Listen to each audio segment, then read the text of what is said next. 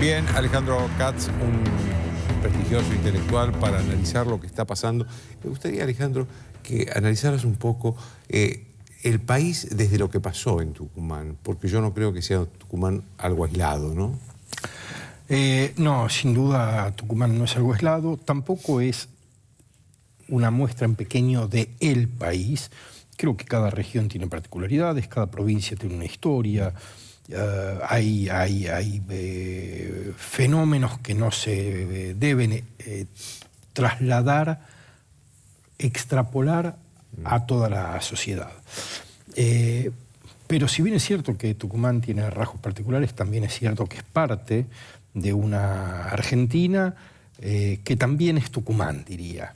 ¿Qué quiero decir? Es una Argentina en la cual hay una cierta normalización de gobiernos oligárquicos, de gobiernos constituidos por grupos que se encierran en sí mismos y evitan que haya una competitividad electoral que funcione consistentemente, que se han vuelto predadores y rentistas, es decir, que no producen, sino que extraen rentas que producen otros sectores de la sociedad u otras regiones del país, y que han perdido cierta conciencia del pudor. Cierta conciencia del pudor, quiero decir, ¿qué significa la mirada de los otros sobre lo que hace uno?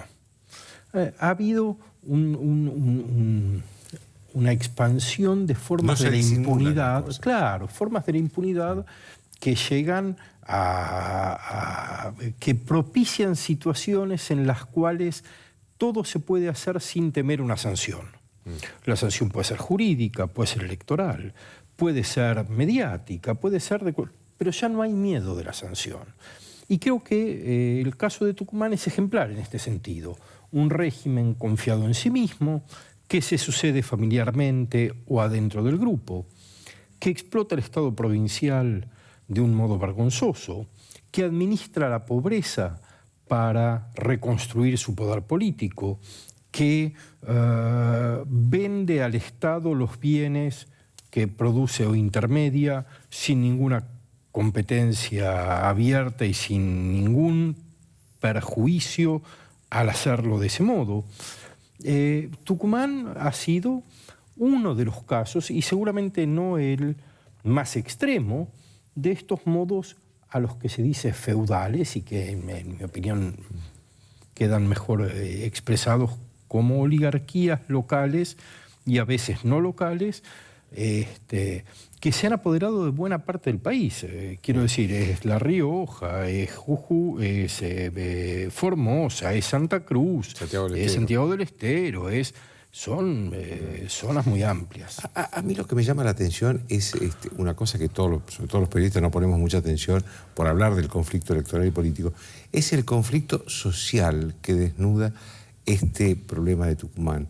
Porque, hay que estar en una miseria muy profunda, casi en la indigencia total, para aceptar una bolsa de comida o 100 pesos a cambio de la libertad de elegir, ¿no?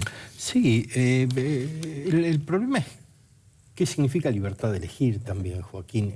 Es elegir qué es elegir entre comer y no comer, es elegir entre tener algunos derechos o carecer de ellos en una perspectiva que no es la perspectiva de un sujeto autónomo que tiene herramientas para decidir su futuro, que tiene recuerdos de situaciones traumáticas y de abandono absoluto, que tiene, quiero decir, es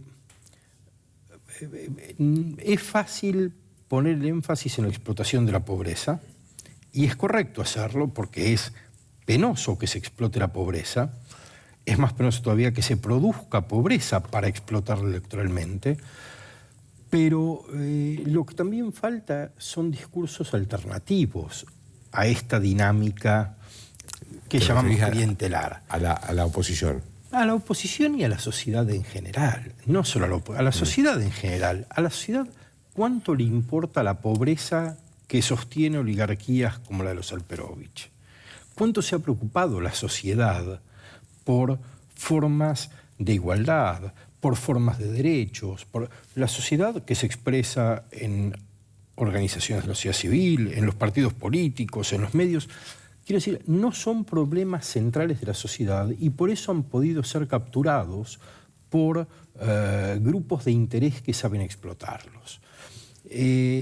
No es justo que pongamos señales de alarma y exclamaciones de asombro y cuando esto se manifiesta como lo hizo en la semana de las elecciones en Tucumán y lo ignoremos durante el resto de nuestra vida cívica. Entre elección y elección que los Alperovich o sus sucesores roban. ¿Qué nos importa de la pobreza tucumana? Claro. ¿Qué nos importa de la educación argentina? ¿Qué nos importa? Digo... Pero ¿y entonces qué pasó para que la sociedad argentina haya perdido esa perspectiva que vos bien marcás y también el nivel de sus ambiciones, ¿no? Y, yo creo que estamos en un proceso de deterioro muy grande y desde hace mucho tiempo. Hemos ido tolerando cosas que no deberíamos haber tolerado, nos hemos ido habituando a cosas a las que no nos deberíamos haber habituado y dejamos de nombrar las cosas que debemos nombrar. Porque ahora hablamos del clientelismo en política, pero el problema del clientelismo es un problema ya viejo. Ahora los problemas, no porque esos dejen de existir, pero los problemas nuevos son al menos tan graves, si no es que más. Quiero decir, no sé si es el caso de Tucumán, pero en el Gran Buenos Aires, el viejo puntero ha sido reemplazado por el pequeño traficante. Cambia la lógica del control social. Es decir, el puntero político ahora es el que... El puntero político producía... Es el que vende droga. Claro, antes producía el voto, llevaba el plan social y eventualmente conseguía una cama en un hospital o funcionaba de ese modo.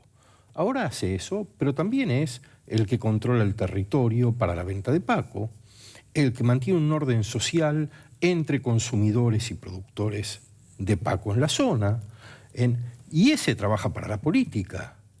Es decir, están creándose relaciones que no estamos nombrando. Ahora vemos lo de Tucumán con alarma, con una alarma, insisto, justa, sí, sí. Con irritación, pongamos todos los sentimientos negativos que eso provoca, pero no estamos hablando de la trama cada vez más cerrada. Lo diré, mire, es una imagen fuerte, pero me parece que hay que decirla, y es: hay sectores importantes de la política que producen pobreza, a la que asisten con recursos sociales que en buena medida se utilizan para la compra de droga producida por los intermediarios de la política con la pobreza. Es decir, estamos ante una estructura de negocios... Estamos en la puerta de un narcoestado.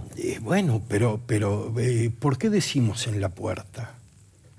¿Cuándo vamos a decir? Ya estamos adentro. Lo que digo es como la paradoja del calvo o del canoso. Uno tiene una cana un día, uno tiene una cana 2 días y un día uno es canoso. Y no es claro el momento en el que de tener una cana se pasa a ser canoso. O de perder un cabello se pasa a ser calvo. ¿En qué momento? Bueno, ya hay zonas enteras del país en las que el Estado no es que ha desaparecido, sino que el Estado es socio activo del crimen organizado, como antes lo fue de la producción de pobreza para votos. Digo, y las dos cosas están ocurriendo. Si no hablamos de esto, y si cuando hablamos de acuerdos políticos y de coaliciones y de estrategias para ganar el gobierno y llevar un buen gobierno adelante, si no hablamos de qué se va a hacer con las formas de corrupción existentes que están vinculadas con la cesión del Estado a organizaciones criminales, bueno, todo suena un poco fuera de foco, ¿no? Quiero decir, hay muchas declaraciones de principios que podemos hacer y en las que vamos a estar de acuerdo. Pero aquí hay gente que pertenece a organizaciones con responsabilidades muy grandes, que son un obstáculo serio a la democracia, a la justicia, a la igualdad, a los derechos, son obstáculos muy serios. Esa gente tiene que ser mencionada, tiene que ser perseguida y tiene que ser desactivada. Y esa gente ocupa posiciones muy altas y no tan altas en el mundo de las relaciones de la política con el crimen, con la pobreza, con algo ahí hay que no está funcionando. Gracias, Alejandro. Al contrario. Una pausa.